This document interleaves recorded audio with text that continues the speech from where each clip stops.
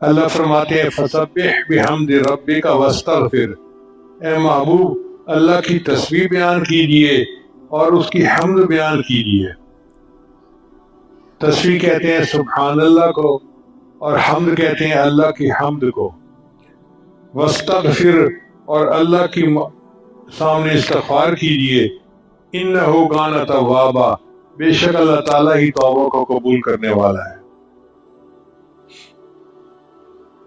اب یہاں پر ایک نقطہ ہے کہ نبی علیہ السلام کو حکم کیوں دیا گیا واستغفر، آپ استغفار کیجئے، جبکہ نبی علیہ السلام تو معصوم تھے، تو معصوم کے لیے استغفار کیا حکم رکھتا ہے؟ محدثین نے اس کے مختلف وجوہات بتائی ہیں۔ ایک بندہ یہ کہ انسان اپنے کام کو کرنے میں جتنا بھی کوشش کر لے پھر بھی اس کا حق ادا نہیں کر سکتا، تو اس وجہ سے اللہ نے فرمایا واستغفر۔ اور دوسری بات یہ کہ نبی السلام نے خود فرمایا انہ لا یغان علی قلبی، میرے دل پر ایک پردہ آ جاتا ہے اور میں دن میں 70 مرتبہ استغفار کرتا ہوں۔ ایک لفظ ہے رین، رین کہتے ہیں زنگ کو، وہ ہمارے دلوں پر ہوتا ہے۔ اللہ فرماتے ہیں کلا بل ران علی قلوبہم ما کانوا یکسبون، جو یہ کام کرتے تھے اس کی وجہ سے ان کے دلوں پہ زنگ لگا دیا گیا۔ تو ہمارے دلوں پہ ہوتا ہے رین، اور نبی علیہ السلام کو قلب تھا غین۔ غین کس کو کہتے ہیں؟ غین کہتے ہیں کہ بندہ کام کی مصروفیت کی وجہ سے اصل مقصد سے تھوڑی دیر کے لیے اوجھل ہو جائے۔ اس کی مثال یوں سمجھیں کہ بیوی کو اپنے خاوند سے بڑا پیار ہوتا ہے، بڑا پیار ہوتا ہے، لیکن جب بچہ ہوتا ہے اور وہ ماں بن جاتی ہے نا تو اس کی توجہ ڈیوائیڈ ہو جاتی ہے۔ ہم نے سنا کہ بعض مرد اپنی بیویوں کو شکوے کرتے ہیں اب تو مجھے بھول ہی گئی، اب تو میرے لیے ٹائم ہی نہیں ہوتا۔ وہ کہتی ہے ٹائم تو بہت ہے مگر مجھے بچے کو اٹینڈ بھی تو کرنا ہے، اس کا خیال بھی تو رکھنا ہے۔ اسی طرح نبی علیہ السلام رحمت للعالمین تھے اور امت کے اوپر آپ بہت شفیق تھے، تو کئی مرتبہ امت کی طرف اتنے متوجہ ہو جاتے تھے کہ نبی السلام محسوس کرتے تھے کہ مجھے اللہ کی جس طرح یکسوئی کے ساتھ یاد رکھنی چاہیے تھی وہ نہیں ہو سکا۔ اس کو غین کہا گیا، اور اس پر بھی نبی علیہ السلام 100 مرتبہ استغفار کرتے تھے۔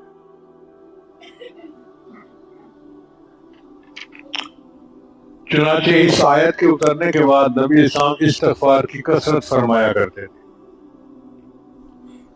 ام سلمہ اللہ فرماتی ہیں کہ اس کے سورت کے نزول کے بعد نبی السلام اٹھتے بیٹھتے اور جاتے آتے ہر وقت یہ دعا پڑھتے تھے سبحان اللہ و بحمدہ استغفر اللہ و اتوب الیہ، سبحان اللہ و بحمدہ استغفر اللہ و اتوب الیہ۔ اور نبی السلام رکوع میں بھی پڑھتے تھے سبحانک اللہم ربنا و بحمدک اللہم اغفر لی انک انت التواب الرحیم۔ انہ کان توابا، اللہ تعالی یقیناً توبہ کو قبول کرنے والا ہے۔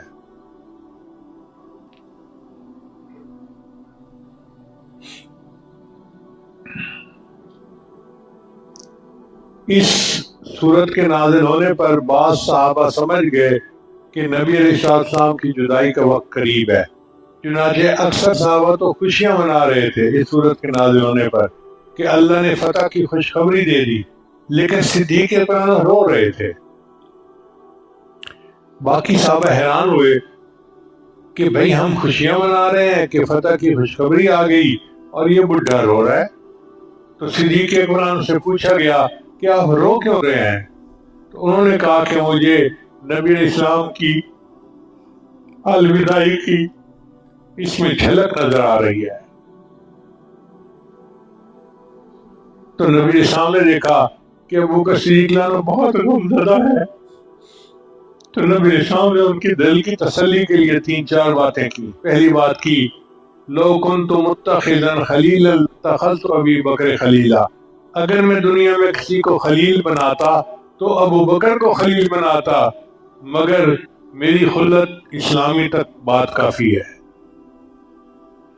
دوسری بات فرمائی، میں نے سب کے احسانات کے بدلے دے دیے، ابو بکر تیرے احسان اتنے ہیں کہ تیرے احسان کا بدلہ قیامت کے دن اللہ دے گا۔ آپ اندازہ لگائیے صدیق اکبر نے نبی علیہ السلام پر کتنے احسانات کیے ہوں گے۔ ابو بکر میں نے سب کے احسانات کے بدلے دے دیے، تیرے احسان کا بدلہ قیامت کے دن اللہ دے گا۔ پھر نبی علیہ السلام نے فرمایا کہ مسجد نبی میں جتنے گھروں کے دروازے کھلتے ہیں سب بند کر دیے جائیں سوائے ابو بکر کے دروازے کے، کہ ابو بکر مسجد سے میرے گھر کی طرف دیکھ سکے، چونکہ عاشق صادق تھے نا وہ، تو ان کا دروازہ نبی علیہ السلام نے باقی رہنے دیا۔ اس سے ابو بکر صدیق عنہ کو تھوڑی تسلی ہوئی اور وہ جو غم کی کیفیت تھی وہ آسان ہو گئی۔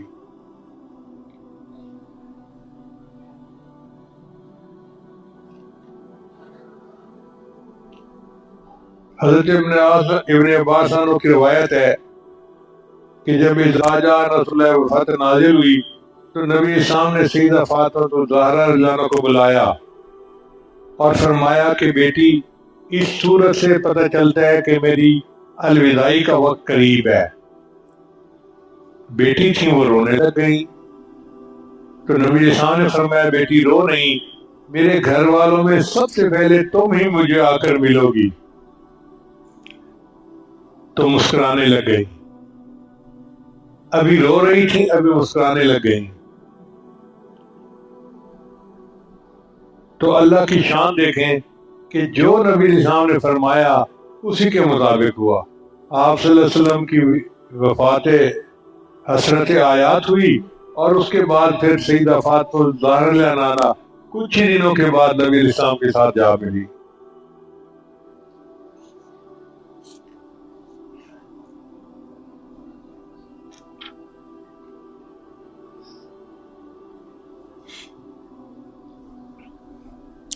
اب سورہ نصر سے حاصل ہونے والا سبق،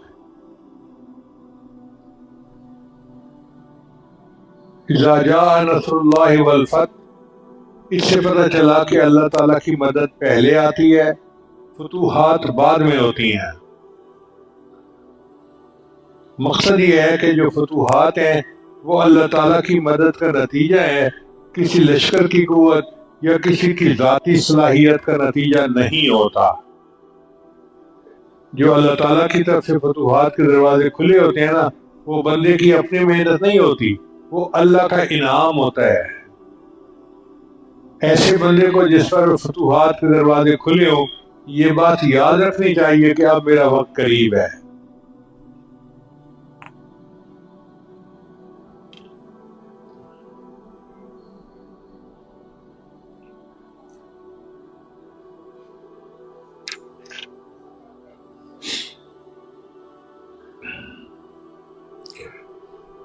اگر کوئی مجاہد جنگ میں شریک ہو تو اس کو چاہیے کہ وہ سورۃ النصر پڑھے، اللہ اس کی مدد فرمائیں گے اور اس کو دشمن کے اوپر فتح عطا فرمائیں گے۔ میں چھوٹا تھا، مجھے بڑا شوق تھا کہ میں کلاس میں فرسٹ آؤں، سرمت کی عمر کا شاید ہوگا۔ تو میری والدہ مجھے بتاتی تھی کہ بیٹا جب تم پیپر دینے کے لیے جاؤ تو پڑھنا نصر من اللہ و فتح قریب۔ تو میں پڑھتا ہوا جاتا تھا اور الحمدللہ پھر کلاس میں فرسٹ آتا تھا۔ تو طلباء کے لیے یہ بھی ایک نقطہ ہے کہ نصر من اللہ و فتح قریب پڑھتے ہوئے جائیں اور خوشی اور کامرانی کے ساتھ واپس آئیں۔ علماء نے لکھا ہے کہ اگر کوئی بندہ جال سے مچھلیاں پکڑتا ہو اور وہ اپنے جال میں ایک لکڑی کے اوپر سورۃ النصر لکھ کر لگا دے، تو جب جال پھینکے گا تو مچھلیاں جوک در جوک اس میں داخل ہوں گی اور خوب شکار ملے گا۔ ہر ایک مراد پانے کے لیے اس سورت کو 123 مرتبہ 17 دن تک پڑھنا مفید ہے۔ 5 نمازوں کے بعد 7 مرتبہ اس سورت کا پڑھنا بڑی مشکلوں کے کھولنے کے لیے مفید ہے۔ جو لوگ سمجھتے ہیں نا جی ہمارے حالات ٹھیک نہیں ہو رہے، اللہ کی مدد نہیں آ رہی، ہر نماز کے بعد 7 مرتبہ سورہ النصر پڑھیں، اللہ تعالیٰ ان کو اس سے نجات عطا فرما دے۔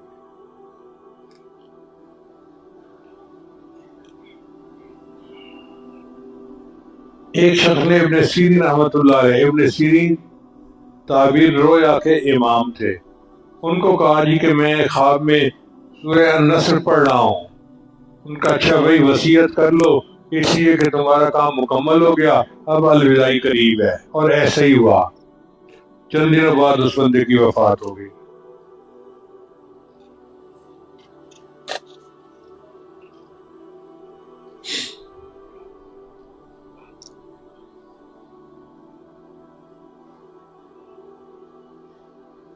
بہت سارے احباب بیعت ہونے کی نیت سے آتے ہیں اور پیغام بھیجتے ہیں، تو اس وقت توبہ کے کلمات پڑھائے جائیں گے۔ سچے دل کے ساتھ ایک مرتبہ پھر توبہ کر لیجئے۔ جو کلمات یہ عاجز پڑھے، سچے دل کے ساتھ پیچھے پیچھے پڑھتے جائیے۔ پڑھیے بسم اللہ الرحمن الرحیم، لا الہ الا اللہ محمد الرسول اللہ،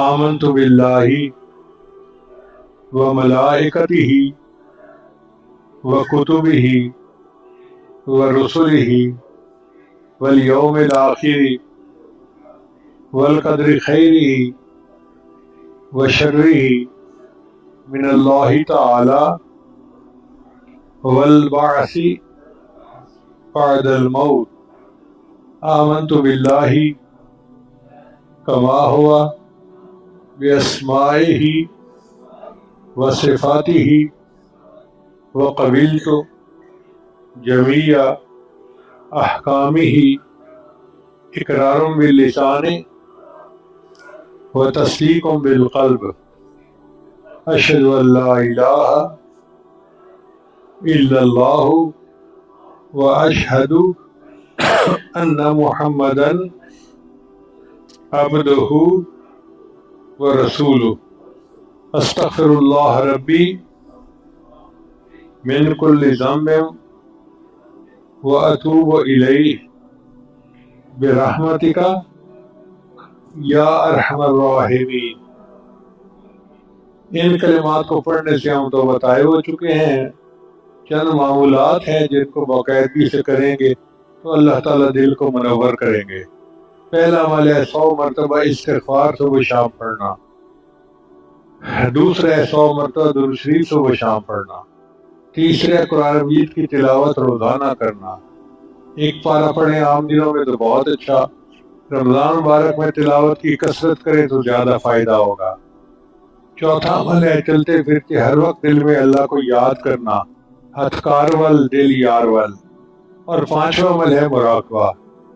مراقبہ تمام معمولات کا لب لباب اور نچوڑ ہے۔ طریقہ بڑا آسان ہے، جب نماز پڑھ کے فارغ ہوں تو تھوڑی دیر کے لیے اللہ سے لو لگا کے بیٹھ جائیں۔ اللہ کی رحمت آ رہی ہے، دل میں سما رہی ہے، دل کی ظلمت اور سیاہی دور ہو رہی ہے، اور میرا دل اللہ اللہ اللہ بول رہا ہے اور میں سن رہا ہوں۔ انشاءاللہ 10-15 منٹ روزانہ مراقبہ کریں گے تو دل میں اللہ کی محبت بڑھے گی اور آپ خود اس کی لذت کو محسوس کریں گے۔ میری دعا ہے اللہ سب کو اپنے مقبول بندوں میں شامل فرمائے۔ تھوڑی دیر کے لیے مراقبہ کر لیجئے۔